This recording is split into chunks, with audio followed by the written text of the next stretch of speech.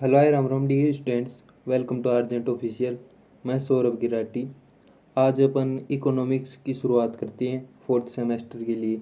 Unit wise मैं question लेके आ रहा हूँ आपके लिए। हर एक यूनिट पर 20 महत्वपूर्ण प्रश्न होंगे, दो दो नंबर वाले। उसके बाद 20 क्वेश्चन बड़े, यानी कि 10-10 नंबर वाले, 20-20 नंबर वाले क्वेश्चन करवाते हैं। ऐसे करके पूरी यूनिट को कवर कराएंगे, पूरे सिलेबस को कवर करवाएंगे। इनसे बाहर ना जाए एक भी क्वेश्चन, इस तरह से मैंने इनको बनाया है। ध्यान से समझना है इनको। क्वेश्चन नंबर 1 है, राजस्थान की जनसंख्या वृद्धि दर राज्य के विकास पर कैसे प्रभाव डालती है। राजस्थान में उच्च जनसंख्या वृद्धि दर संसाधनों जैसे कि जल, भोजन और आवास पर दबाव बढ़ाती है। यह प्रति व्यक्ति आय को प्रभावित कर सकती है और आधारभूत संरचना जैसे कि स्कूल, अस्पताल के विकास पर भी अधिक बोझ डालती है, जिससे सतत विकास के लक्ष्य को प्राप्त करना चुनौतीपूर्ण हो जाता है। यानी कि जब जनसंख्या अधिक होगी तो संसाधन में कमी आएगी, बोझ बढ़ेगा, बेरोजगारी बढ़ेगी। क्वेश्चन नंबर 2 है, राजस्थान के जिलावार जनसंख्या वितरण में क्षेत्रीय असमानताएं क्यों पाई जाती हैं। यानी कि एक ज़िले में तो जनसंख्या अधिक है, एक ज़िले में कम है, इसका कारण क्या है। तो राजस्थान की जिलावार जनसंख्या वितरण में असमानताएं भौगोलिक कारकों जैसे कि मरुस्थल, अरावली, मैदान, पठार, जल उपलब्धता, शहरीकरण के स्तर और औद्योगिक विकास के कारण है। जयपुर, जोधपुर जैसे बड़े शहर औद्योगिक क्षेत्र उच्च घनत्व वाले दिखते हैं, जबकि पश्चिमी मरुस्थलीय जिले कम घनत्व वाले होते हैं। यानी कि जहाँ पर मरुस्थल है वहाँ जनसंख्या घनत्व कम है, क्योंकि वहाँ पर सुविधाएं नहीं है, जल नहीं है। और जो मैदानी क्षेत्र हैं, औद्योगिक क्षेत्र हैं, जयपुर, जोधपुर, वहाँ जनसंख्या अधिक देखने को मिलती है, क्योंकि वहाँ सुविधाएं अधिक है। क्वेश्चन नंबर 3 है, राजस्थान में साक्षरता दर बढ़ाने के लिए किए गए प्रमुख सरकारी प्रयास क्या हैं। राजस्थान सरकार ने साक्षरता बढ़ाने के लिए मुख्यमंत्री साक्षरता एवं सतत शिक्षा कार्यक्रम जैसे अभियान चलाए हैं। इसके अतिरिक्त बालिका शिक्षा को बढ़ावा देने के लिए योजनाएं जैसे कि गार्गी पुरस्कार, सर्व शिक्षा अभियान और डिजिटल साक्षरता कार्यक्रम जैसे राजीव गांधी ई कंटेंट लाइब्रेरी कार्यान्वित किए गए हैं। ये सरकार की योजना पूछ रहा है इसमें। क्वेश्चन नंबर 4 में है, राजस्थान में महिला साक्षरता दर बढ़ाने की आवश्यकता क्यों है। यानी कि महिलाएं शिक्षित हों, इसकी आवश्यकता क्यों है। तो महिला साक्षरता दर बढ़ाने से न केवल महिलाओं का व्यक्तिगत सशक्तिकरण होता है, बल्कि यह परिवार नियोजन, शिशु मृत्यु दर में कमी, बेहतर स्वास्थ्य परिणाम और बच्चों की शिक्षा में सुधार जैसे सामाजिक लाभ भी प्रदान करती हैं। यह राज्य के समग्र मानव विकास सूचकांक को बेहतर बनाता है।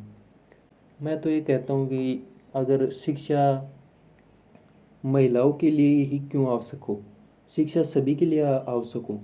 चाहे कोई बकरी हो, चाहे कुत्ता हो, अगर पढ़ सकता है वो, तो उसके लिए भी शिक्षा आवश्यक है। क्योंकि अगर कुत्ता पढ़ने लग जाएगा, कुत्ता समझने लग जाएगा, तो कहीं ना कहीं वो मानव के लिए काम आएगा, समाज के लिए काम आएगा। हालांकि कुत्ता पढ़ नहीं सकता, उसमें इतना दिमाग नहीं होता। ऐसे ही महिलाओं को पढ़ाया जाना चाहिए, क्योंकि महिलाओं में दिमाग होता है। शिक्षा तो सभी को बेहतर बनाती है। अगर हर ये संभव हो पाता कि जानवर भी शिक्षा ले पाते, तो वो कहीं ना कहीं समाज में योगदान देते। तो शिक्षा तो सभी के लिए आवश्यक है। क्वेश्चन नंबर 5 है, राजस्थान में स्वास्थ्य सेवाओं की प्रमुख चुनौतियाँ क्या हैं। स्वास्थ्य के लेकर क्या चुनौतियाँ हैं राजस्थान में। इसका आंसर हो जाएगा, राजस्थान में स्वास्थ्य सेवाओं की प्रमुख चुनौतियाँ ग्रामीण क्षेत्रों में जैसे कि डॉक्टर और पैरामेडिकल स्टाफ की कमी, आधारभूत संरचना का अभाव, पोषण संबंधी समस्याओं की व्यापकता और विशिष्ट स्वास्थ्य सुविधाएं जैसे कि कैंसर उपचार तक सीमित पहुंच है। यानी कैंसर का इलाज नहीं हो पाता राजस्थान में। मौसमी बीमारियों भी एक चुनौतियाँ पेश करती हैं, यानी मौसम संबंधी सर्दी जुकाम ये भी परेशान करती रहती हैं। स्टाफ की तो कमी है डॉक्टर की, और भौतिक संरचनाएं जैसे कि अस्पताल इनकी भी कमी है। क्वेश्चन नंबर 6 है, पोषण स्तर सुधारने के लिए राजस्थान की 2 प्रमुख योजनाएं बताइए। राजस्थान सरकार ने पोषण सुधारने के लिए निःशुल्क दवा योजना और मुख्यमंत्री निःशुल्क जांच योजना जैसी पहल की है, जो उपचार सुलभ बनाती हैं। इसके अलावा आंगनवाड़ी केंद्रों के माध्यम से बच्चों और गर्भवती महिलाओं को पूरक पोषण प्रदान किया जाता है, और मध्याह्न भोजन योजना स्कूलों में पोषण सुनिश्चित करती है। इन सरकारी स्कूलों में खाना भी खुआते हैं ना खाना खिलाते हैं आधी छुट्टी में। राजस्थान की व्यावसायिक संरचना में कृषि क्षेत्र का प्रभुत्व क्यों है, यानी कि राजस्थान का व्यवसाय कृषि पर ही क्यों है। राजस्थान एक कृषि प्रधान राज्य है, जहाँ अधिकांश जनसंख्या ग्रामीण क्षेत्रों में निवास करती है।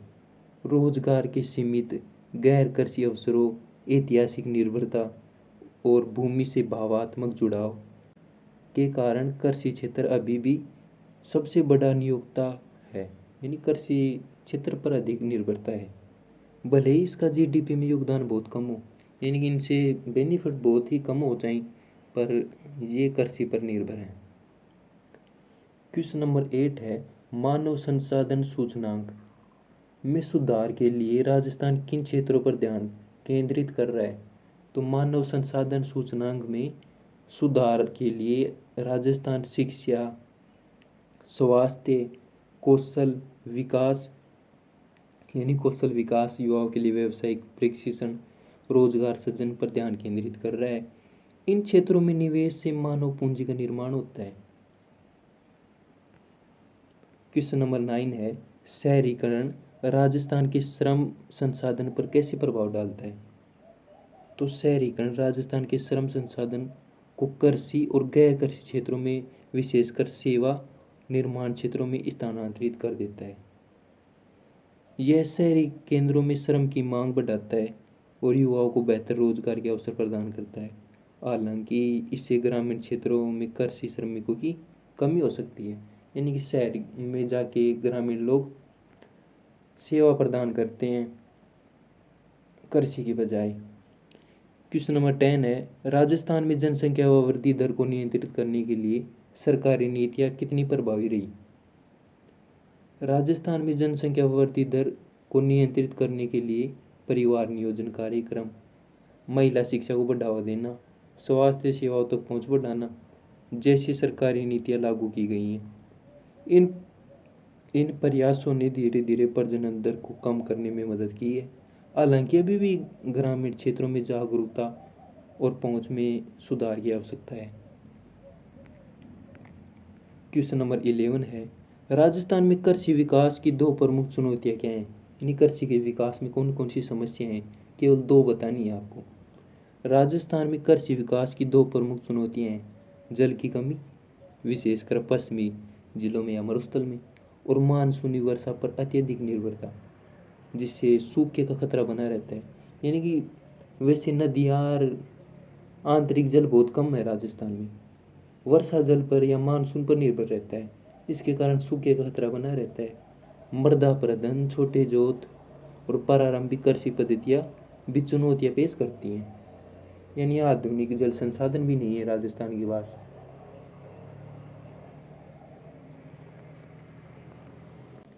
क्वेश्चन नंबर 12 है, राजस्थान के औद्योगिक विकास में खनिज संपदा की क्या भूमिका है। राजस्थान खनिज संपदा से समृद्ध है, जो राज्य के औद्योगिक विकास का आधार है। सीसा, दस्ता, चांदी, जिप्सम, रॉक फॉस्फेट जैसे खनिजों ने खनन आधारित उद्योग जैसे कि सीमेंट, उर्वरक, रसायन को बढ़ावा दिया है, जिससे रोजगार और राजस्व सृजन होता है। खनिज तो राज्य का आधार ही है।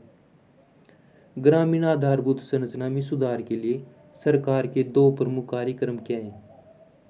ग्रामीण आधारभूत संरचना सुधार के लिए राजस्थान सरकार ने मुख्यमंत्री ग्रामीण सड़क योजना, ग्रामीण सड़कों का निर्माण और जल जीवन मिशन, हर घर नल जैसे कार्यक्रम चलाए हैं। इसके अतिरिक्त ग्रामीण विद्युतीकरण, और डिजिटल कनेक्टिविटी पर ध्यान दिया जा रहा है।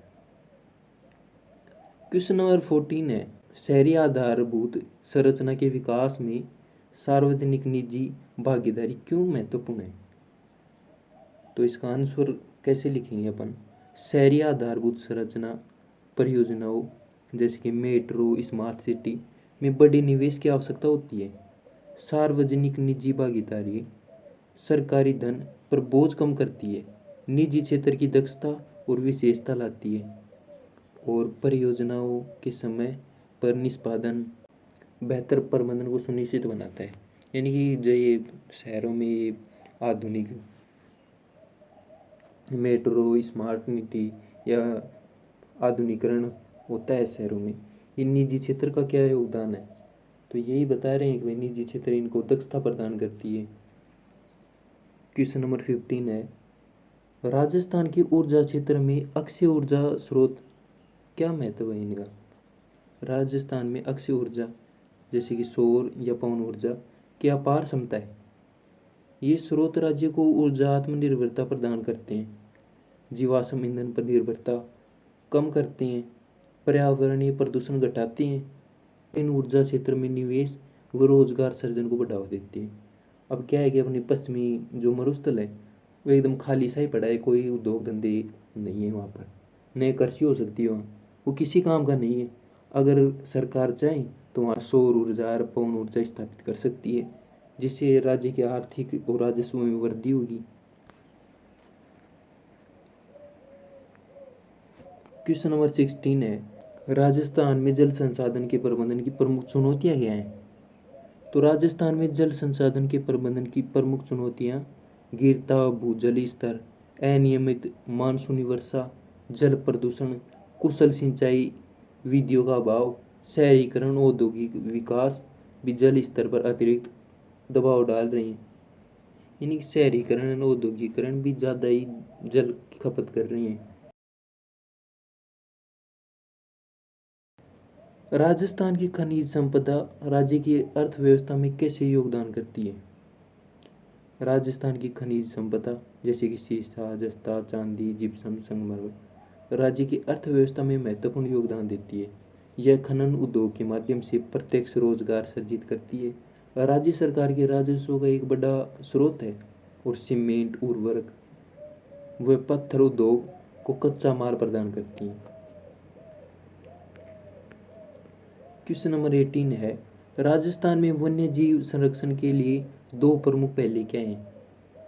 तो इसका आंसर है, राजस्थान में वन्य जीव संरक्षण के लिए रणथंभौर, सरिस्का, मुकुंदरा हिल्स जैसे टाइगर रिजर्व स्थापित किए गए हैं।